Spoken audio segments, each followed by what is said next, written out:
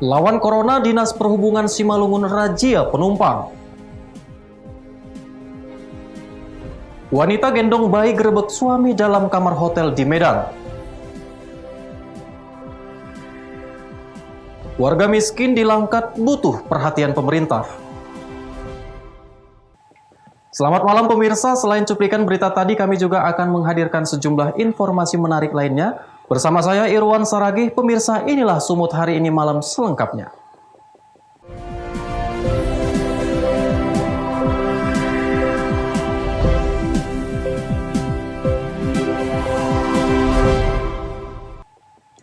Pemirsa, demi percepatan penanganan virus corona di Kabupaten Simalungun, masing-masing dinas yang tergabung dalam gugus tugas percepatan penanganan COVID-19 Simalungun bergerak cepat turun ke lapangan.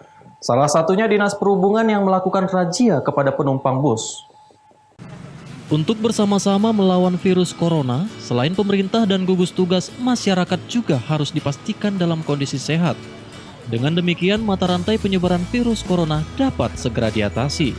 Guna memastikan masyarakat dalam kondisi baik, Dinas Perhubungan Kabupaten Simalungun melakukan razia bus penumpang di sejumlah titik perbatasan Simalungun. Salah satunya di Simpang 2 Jalan Besar Siantar Saribudolo. Dalam proses razia tersebut, sejumlah bus penumpang juga dilakukan penyemprotan disinfektan agar seluruh angkutan umum yang melintas di Simalungun tetap steril. Perilaku serupa juga dilakukan kepada mobil pribadi yang masuk ke wilayah Kabupaten Simalungun. Masing-masing penumpang dan sopir dilakukan cek suhu badan. Kepala Dinas Perhubungan Simalungun Roni Butar-Butar mengatakan, selama masa pandemi virus corona ini, pihaknya bersama tim gugus tugas Simalungun akan terus memberikan sosialisasi kepada masyarakat agar bersama-sama melawan COVID-19. Dinas Perhubungan berada di gugus pencegahan dan penanganan itu gugus Kabupaten Simalungun, di mana kalau pencegahan kita sampai sekarang adalah mengadakan himbauan kepada masyarakat tentang protokol kesehatan. Kemudian bahwa kita memberikan masker, kemudian pembelajaran protokol kesehatan dengan himbauan pemerintah, himbauan Pak Bupati Simalungun gugus. Kemudian untuk di penanganan juga bahwa kita juga mengadakan disinfektan kepada angkutan maupun danau, disebut dengan sterilisasi atau mengadakan posko checkpoint agar kita dapat memutus rantai COVID-19 ini. Di setiap lokasi perbatasan Simalungun, pemerintah juga menyediakan fasilitas untuk mencuci tangan dengan harapan dapat meningkatkan kesadaran masyarakat akan pentingnya hidup bersih dan sehat. Tim Liputan melaporkan untuk Eva Rina TV. Seorang warga kota Sibolga berusia 40 tahun dinyatakan reaktif terpapar COVID-19 dan akhirnya meninggal dunia setelah sebelumnya sempat dirawat di rumah sakit penanganan pasien COVID-19 di kota Medan. Pasien PDP asal kota Sibolga yang meninggal dunia tersebut sebelumnya diketahui tak punya riwayat kontak pasien corona dan perjalanan ke daerah PSBB. Namun, hasil dari rapid test yang dijalani menunjukkan reaktif. Kadis Kesehatan Kota Sibolga yang juga juru bicara gugus tugas penanganan pencegahan penyebaran COVID-19 Kota Sibolga Furmansyah menyebutkan, sebelum dirujuk ke rumah sakit penanganan pasien COVID-19 di Kota Medan, korban sempat menjalani perawatan medis di rumah sakit di Kota Medan dengan gejala menyerupai COVID-19. Saat ini jasad PDP asal kota Sibolga tersebut telah dimakamkan di pekuburan penderita COVID-19 di Simalingkar, Kota Medan. Kondisi yang bersangkutan sudah TB-nya akut dan juga reaksi yang reaktif tadi, maka untuk pemeriksaan lebih mendalam kita upayakan pasien ini dirujuk ke Medan. Rumah sakit yang dituju adalah Rumah Sakit Mata Priska Multatuli Medan. Sampai di Rumah Sakit Mata Priska pukul 6.30 pagi. Langsung diterima dan serah terima pasien ke Rumah Sakit Mata Priska. Pukul 18.25 dinyatakan meninggal dunia.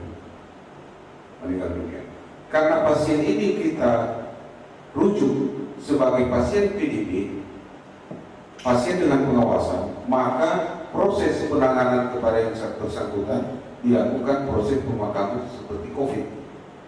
COVID-19. Maka sekitar pukul 9, antara pukul 9 ke pukul 10 ini dikebumikan di tempat pemakaman COVID di Simalingkar. Belum diketahui pasti apakah PDP ini positif COVID-19 karena pengecekan swab belum dilakukan.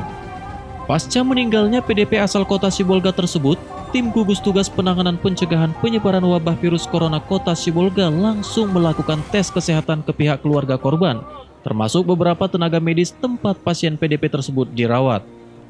Baharuddin Simanulong melaporkan untuk Evarina TV. Seorang bayi berstatus PDP COVID-19 meninggal dunia setelah sehari dirawat di Rumah Sakit Marta Friska Medan. Bayi warga Tanjung Balai ini kemudian dikebumikan di pemakaman Simalingkar Medan dengan prosedur kesehatan COVID-19. Kasus meninggalnya seorang bayi asal kota Tanjung Balai terkonfirmasi oleh juru bicara penanganan COVID-19 Tanjung Balai.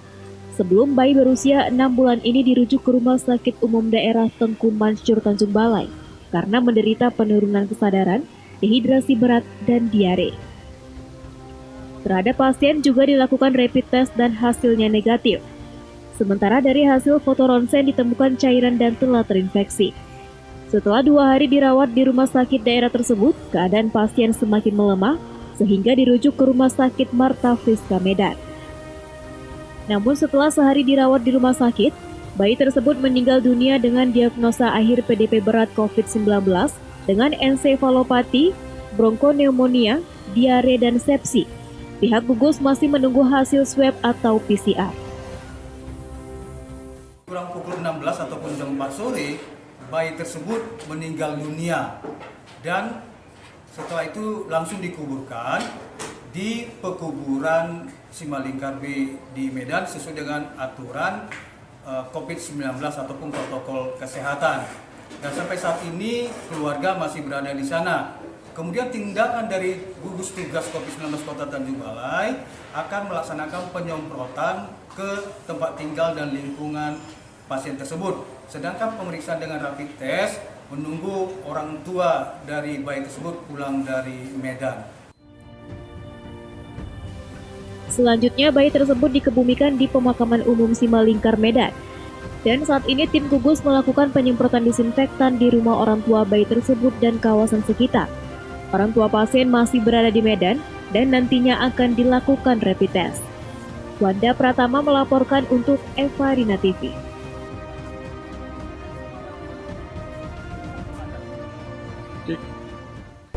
Wanita gendong bayi gerebek suami dalam kamar hotel di Medan. Beritanya akan hadir sesaat lagi.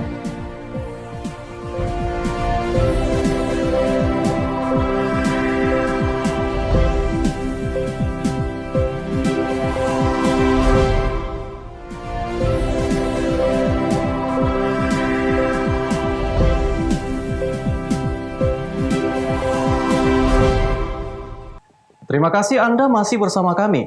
Beredar video menghebohkan warga kota Medan di mana seorang wanita sambil menggendong bayinya menggerebek pria diduga suaminya bersama seorang wanita saat berada di dalam kamar hotel di Jalan Jamin Ginting, Medan. Dalam video yang direkam oleh keluarga terlihat seorang wanita yang sedang menggendong bayinya mendatangi dan mengetok salah satu pintu kamar hotel. Setelah itu, seorang pria yang diduga suaminya keluar dan langsung merangkul dan memeluk wanita tersebut. Sempat terjadi pertengkaran antara wanita dan pria tersebut sambil mengeluarkan kata-kata kasar. Sementara itu, di dalam kamar yang dihuni sang pria, terlihat wanita lain bergegas keluar dari dalam kamar. Saat akan keluar kamar, wanita yang menggendong bayi sempat menarik rambut dan jaket wanita tersebut sebelum akhirnya berhasil melarikan diri dengan sepeda motor miliknya yang terparkir di depan kamar hotel. Peristiwa yang diketahui terjadi pada Senin sore kemarin sempat menjadi perhatian warga dan karyawan hotel Jalan Jamin Ginting, Medan. Wahyu Pratama melaporkan untuk Evarina TV. Pemirsa, untuk mengantisipasi pandemi COVID-19, Kodim 0205TK membagikan masker kepada masyarakat. Seluruh prajurit TNI juga kebagian masker yang diharapkan dalam menjalankan tugasnya terhindar dari COVID-19. TNI dari Kodim 0205 TK membagikan ratusan masker kepada masyarakat yang melintas di sepanjang jalan Kota Brastagi, Kabupaten Karo. Setiap pengendara roda 2 yang tidak menggunakan masker diberhentikan dan diberikan masker secara gratis. Pembagian masker ini dilakukan untuk mendukung program pemerintah dalam mencegah penyebaran COVID-19, sehingga masyarakat dapat terhindar dari penyakit tersebut. Begitu juga masyarakat yang berada di kedai atau warung juga diberikan masker. Selain itu, seluruh prajurit TNI juga dikumpulkan di halaman Kodim 0205 TK untuk pemakaian masker secara bersama. Hal ini diharapkan dapat membantu kinerja dari personil yang bertugas di lapangan yang melakukan kontak dengan masyarakat agar terhindar dari COVID-19. Kita dari Kodim 0205 Tanah Karo melaksanakan pembagian masker terhadap anggota seluruh Kodim 0205 Tanah Karo dan sekaligus kepada masyarakat yang melintasi dari wilayah Kodim 0205 Tanah Karo yang tidak memakai masker, kita memberikan masker secara gratis. Bang, tujuannya sendiri apa nih? Tujuannya jelas kita tahu sekarang ini sedang merebaknya virus corona. Untuk itu, untuk mengantisipasi merebaknya penyebaran virus corona, kita bagikan secara gratis kepada masyarakat agar masyarakat juga bisa terhindar dari virus corona yang terjadi pada saat ini. Melalui kegiatan ini juga diharapkan kepada masyarakat dapat menerapkan physical distancing untuk memutus mata rantai penyebaran COVID-19. Chandra Bukit melaporkan untuk Eva Rina TV. Kasus reaktivasi positif COVID-19 mulai terjadi di Sumatera Utara. Kali ini Ajudan Wakil Gubernur Sumatera Utara Ori Kurniawan dinyatakan kembali positif COVID-19 setelah sebelumnya dinyatakan sembuh pada awal April lalu. Ajudan Wakil Gubernur Sumatera Utara Ori Kurniawan dinyatakan kembali positif COVID-19 setelah sebulan dinyatakan sembuh dan diperbolehkan pulang dari Rumah Sakit Adam Malik Medan, Sumatera Utara. Ajudan Musa Rajiksah tersebut kembali menjalani perawatan intensif di ruang isolasi Rumah Sakit Marta Friska setelah dijemput tim medis gugus tugas COVID-19 dari kampung halamannya di Biren, Aceh. Direktur Rumah Sakit Khusus COVID-19 Rumah Sakit Marta Friska Medan, Dr. Franciscus Ginting, mengatakan ini merupakan kasus reaktivasi COVID-19 pertama yang ada di Sumatera Utara. Reaktivasi bisa terjadi karena virus corona tak hanya hidup di saluran pernapasan saja, sehingga ada virus yang tidak terdeteksi ketika pasien dinyatakan sembuh. Ori dinyatakan kembali positif setelah hasil swab keduanya keluar pada Senin kemarin, dan kini Ori sudah dirawat di Rumah Sakit Marta Friska Medan. Reaktivasi merupakan isu terbaru mungkin di Sumatera Utara, tapi ada beberapa kasus di Jakarta dan ada banyak kasus di US dan di China. Kenapa reaktivasi? Mungkin kalau saya melihat dari sisi mediknya adalah PCR negatif, artinya bukan total dia tidak ada virus, tapi kemampuan alat itu untuk dapat mendeteksi virus dengan kadar 10⁻6 misalnya. Kalau kadar virusnya di bawah 10⁻6, PCR menangkap itu tidak ada, padahal masih ada. Dan kemudian dia tidak menjaga imun responnya, virusnya memperbanyak diri lagi, atau karena memang belum selesai tingkat kematian dari virus, akhirnya begitu di swab dia muncul lagi. Tapi yang kasus yang kita terima ada satu kasus yang masuk tadi jam 7 pada saat April. Pasien itu saya juga merawat waktu di Adam Malik, swab 2 kali negatif, kemudian pada saat mau bekerja di swab lagi dia positif. Itu memang bisa dijumpai, tidak sesuatu yang mengkhawatirkan, sehingga pada saat PCR negatif 2 kali pasien harus isolasi mandiri 2 minggu lagi baru kita pastikan apakah dia memang sudah bebas dari COVID atau tidak. Diketahui, Ajudan Wagubsu ini belum melakukan aktivitas perkantoran pasca dinyatakan sembuh pada awal bulan April lalu. Ori juga diketahui sempat pulang ke kampung halamannya di Biren, Aceh sebelum akhirnya dijemput tim medis. Daniel Pekuali melaporkan untuk Eva Rina TV. Sumut hari ini masih akan kembali sesaat lagi, tetaplah bersama kami.